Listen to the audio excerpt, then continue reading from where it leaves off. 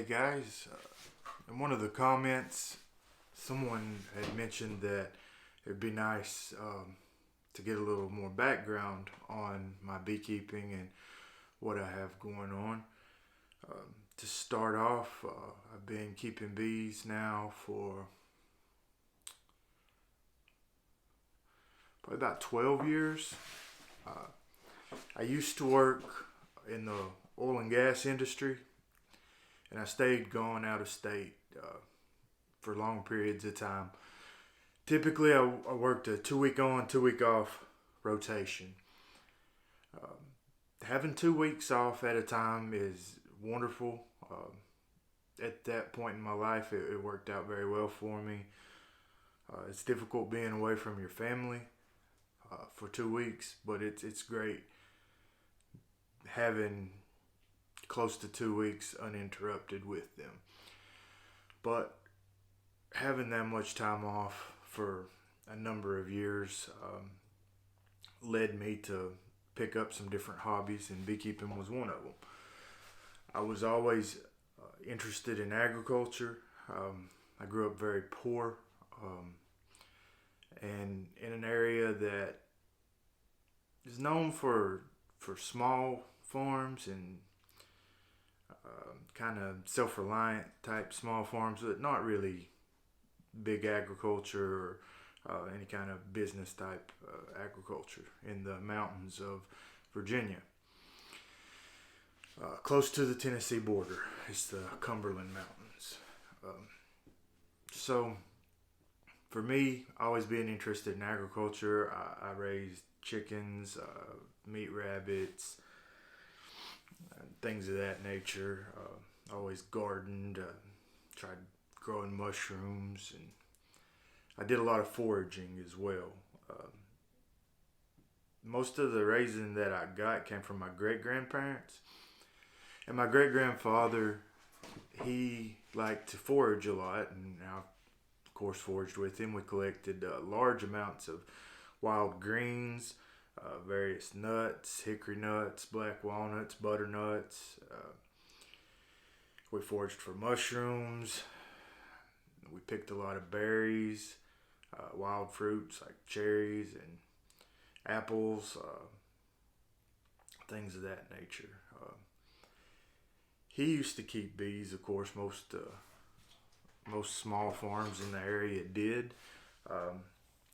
And that area of Southwest Virginia, the most popular type of hive was the box gum for a long time. It's kind of a behind the times area, and it always has been. It's remote and rural.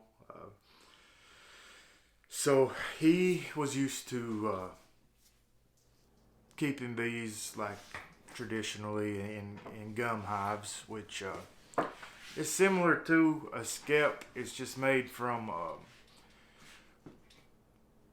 wooden boards, knocked together, whatever they can, kind of whatever works. Big piece of slate on top, or another slab of wood. But usually, they'd have a slate bottom. They'd have a small diamond-shaped notch in the bottom. Then they'd have cross sticks. A little less than halfway up. Typically, anything below cross sticks is for the bees, if they survive the honey harvesting process. Anything above those sticks generally is what was cut out. When Langstroth equipment kind of made its way into the area, most of the older beekeepers that I had the opportunity to learn from still kept bees gum style. They would allow the bees to build their comb, usually cross comb, make a big, I started to say mess, but it's not a mess. It's how the bees wanted it. It was just a natural way they kept them. And then they continued to super the bees up above. They would rob them down and take that out. In the mountains, usually they'd leave them a deep and a shallow. You didn't really see a whole lot of double deeps. So my grandfather, having talked to me about bees, having been around wild bees and seen bees, but not actually been around him keeping bees, he had passed away, and I had a lot of time on my hands, and I thought I would try my hand at beekeeping. So I ordered 2 packages from Kelly's Beekeeping. Ordered a Russian package and an Italian package, and they did not make the winter. Really, hindsight, I don't think that I did a whole lot wrong necessarily with them. I think they were doomed from the start. They just weren't very good. I joined BeeSource and had read everything I could. I had a lot of time, and I always liked research, so I read lots and lots of books and posts and anything I could think of, and just tried to just fill my cup with bee knowledge. And I began driving around my area looking for beehives. I would see a stand of bees and go knock on a door and see if I could help them with their beekeeping. Most of them turned me away, of course, because it's kind of a strange thing.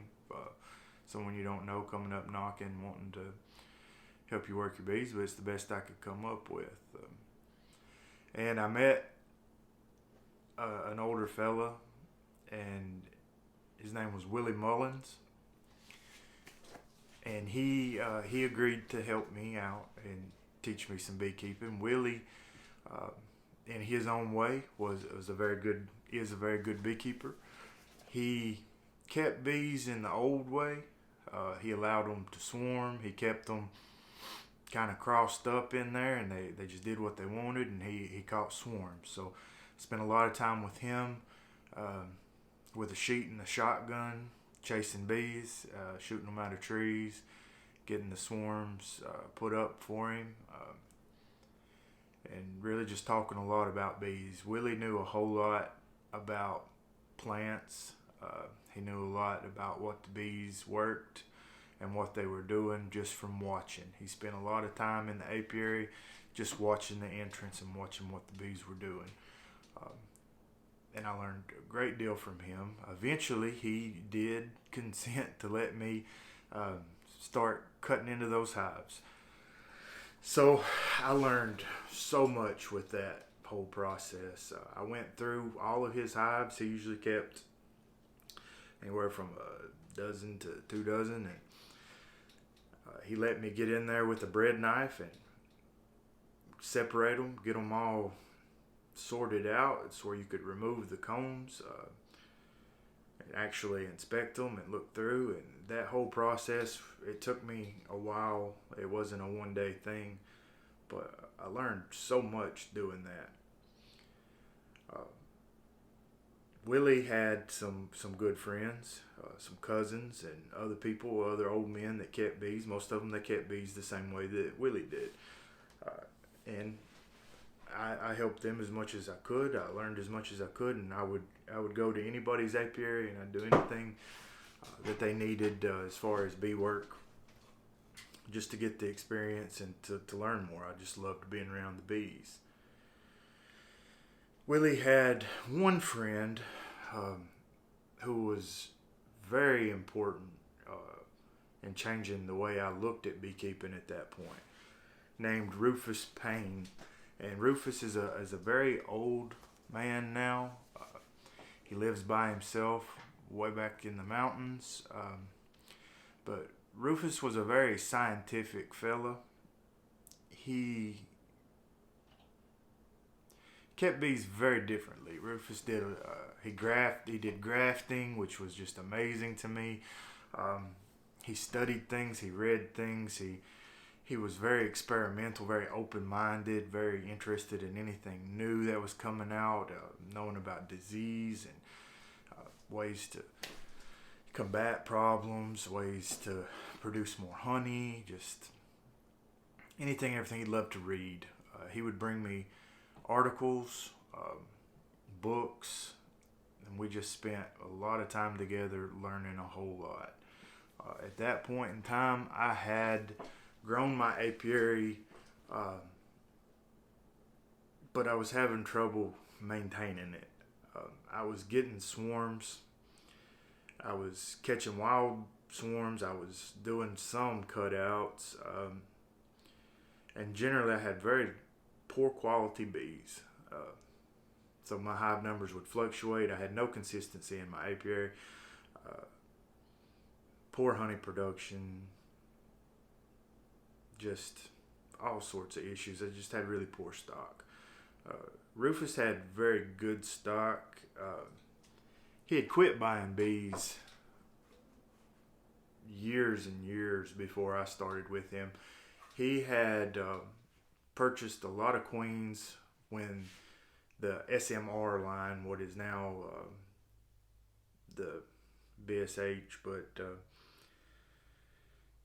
at that time it was suppressed mite reproduction, so they called them SMR or smart queens. They were weaver stock, and some buckfast. He was very interested in buckfast bees and the work that was done there. And he had good bees. Yeah, Rufus didn't treat for mites. He didn't believe in it. He's a bond method beekeeper. You live and let die. But through that, he did do a lot of grafting, everything. He tried to evaluate and rebuild his apiary from what the best stock was. But anyways, so I didn't have very good bees in my bee yards, and I lost most of them. And then that spring, Rufus told me to get all my nuke boxes together. I got all my nuke boxes together, and we went to his bee yard, and we split out and filled my boxes. And he told me, "There you go. You know, there's your good start." And I really appreciated that. And those bees did well for me and are integrated into what I have now. I've never went without bees after that. I did learn a lot in the mountains. Beekeeping was very different. We didn't have the honey flows that we have down here in West Tennessee. So I had learned a good bit about beekeeping. I was able to keep my apiary going, be sustainable, raise queens, and make a little honey when I moved down here.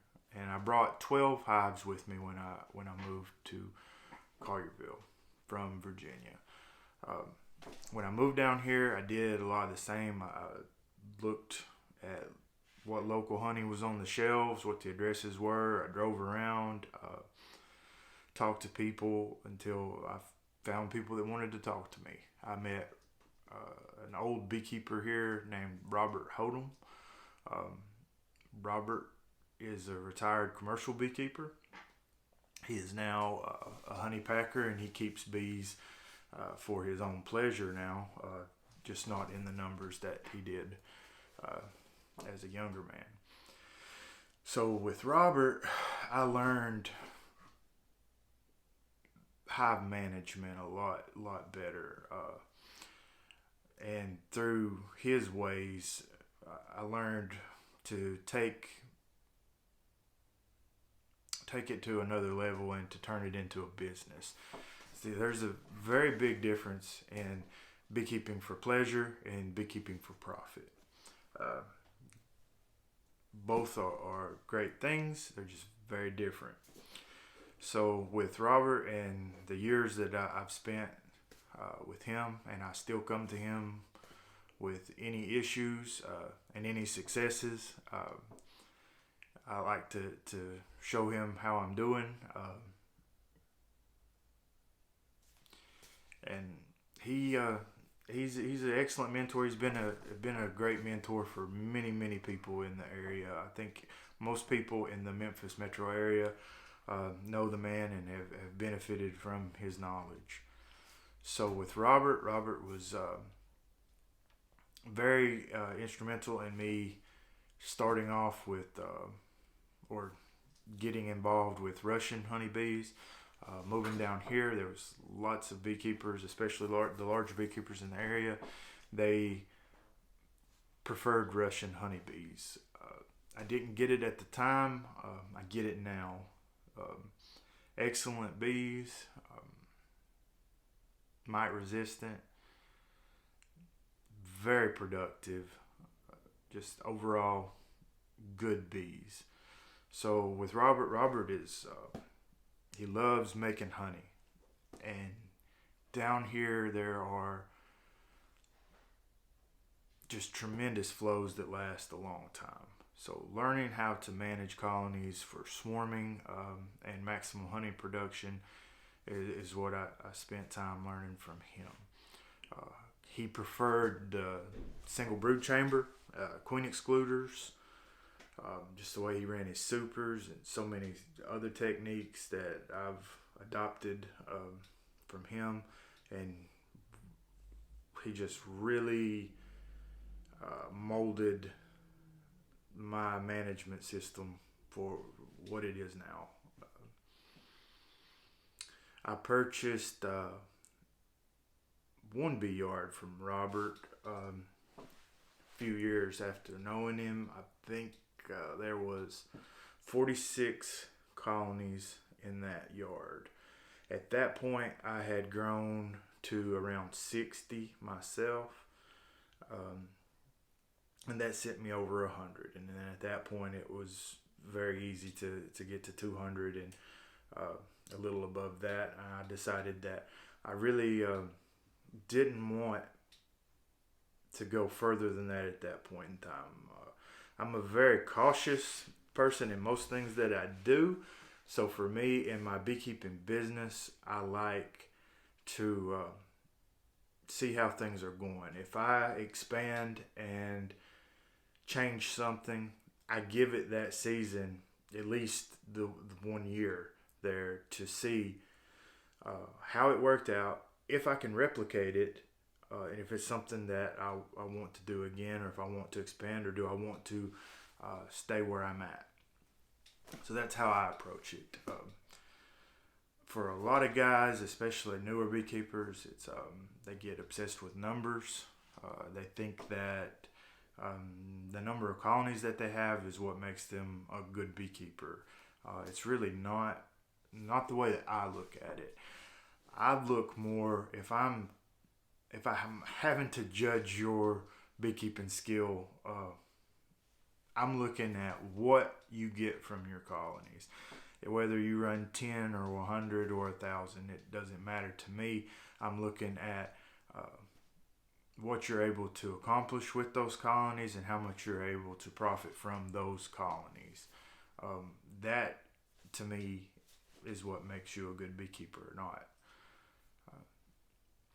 But lots of great beekeepers around in the area, lots of sideliners like myself, quite a few bigger commercial operations, and it seems to me like infinite hobbyist beekeepers in the area.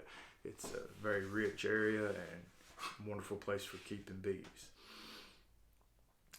That's a little bit of how I got started. Some of the people that have influenced me. I think community is a big thing. I wouldn't entirely rely on internet and forums, Facebook or YouTube, but they're excellent resources and they should be used as resources. But don't forget to get out there and get the experience. So network with these people, meet these people, get out in the bee yards and do things, you know. BeeSource was great for me. BeeSource used to have a chat room. That's where I met a lot of really great guys. Some YouTubers now, like Cayman Reynolds. I've been talking with Cayman for years now, you know, bouncing ideas off each other, and